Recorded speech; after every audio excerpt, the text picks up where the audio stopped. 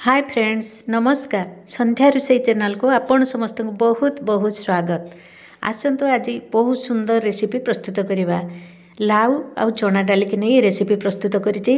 बहुत स्वादिष्ट, बड़ ठारो छोट पर्यंत समस्त को बहुत भल लागिवो, देखिबा को बहुत सुंदर। आसतु एबे एई रेसिपी तैयारी करवा। एई रेसिपी पई मु चना डाली गोटे कप नहीं ताकू भिजाई नहीं 250 ग्राम लाउ नहीं कषि लाउ ताकू बड़ बड़ खंड करी काटी नहीं यही साइज रे आमे लाउ को काटिले बेसी सीझीब ना, तरकारी भल हेब। आउ टमाटो पियाज ग्रीन चिली नहीं प्रथमे प्रेसर रे चना डालिकी देदेबा, तापर काटिकी रखिथिबा लाउ को दबा। दुईटी बिलाती की काटी नहीं से चना डाली आउ लाउ सांगे देदेबा। स्वाद अनुसार लुण हलदी गुंड देदेबा। आवश्यक अनुसार पानी दबा। परिबा ठीक बुड़ीबा पर्यंत आमे पानी दबा। तापर प्रेसर ढांकुणी देदेबा। 3टा सीटी मारिबा पर्यंत 3टी हुइसिल मार सारा पर आमे प्रेसर को ठंडा करि नबा। प्रेसर ढांकुणी बाहर करी देखिबा आमर लाउ आ चना डाली भल भाव सीझी जाइछि। हाथ रे चापी देला आलू चना डाली चापी हो जाउछि, बहुत सुंदर सीझी। परिबा को आमे एई मापरे सिझाइकी तरकारी प्रस्तुत करिबा।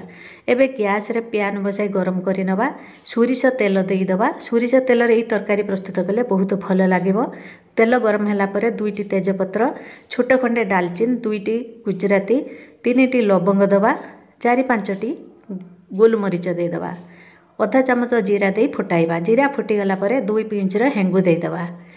हेंगु एई तरकारी देले तरकार स्वाद बहुत बढ़ी थाए, बासना मध्य भल होता है। एबे गोटे पियाजर कटा को तेल रे दे भाजिबा। पियाज को टिके नाली हवा पर्यंत भाजिबा। पियाज भाजी हो गला परे कटा कंचा लंका गोटे चामच दबा।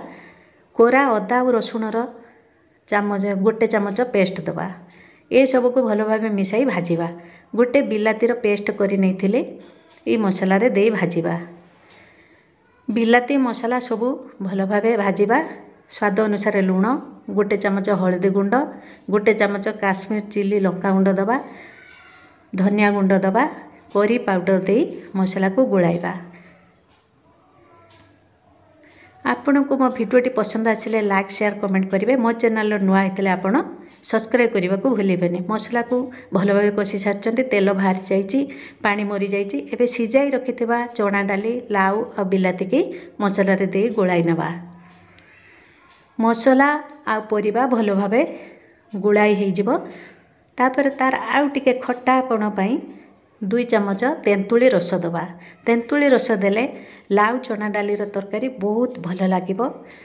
आपण जदि खट्टा पई तेंतुली न देबे तेबे लेंबु रस मध्य देई परिबे। फुटी आसिला परे तरकारी गरम मसला दे दबा, कटा धनिया पत्र दे दबा। हमर तरकारी प्रस्तुत हो जाइछि। एबे परसिबा पई एक प्लेट को बाढ़ी नबा। एई चना डाली आउ लाउर तरकारी आपण रुटी गरम भात मांडिया रुटी सहित खाइबे भल लागिवो। आउ एक नुआ वीडियो नहीं आसिले साक्षात।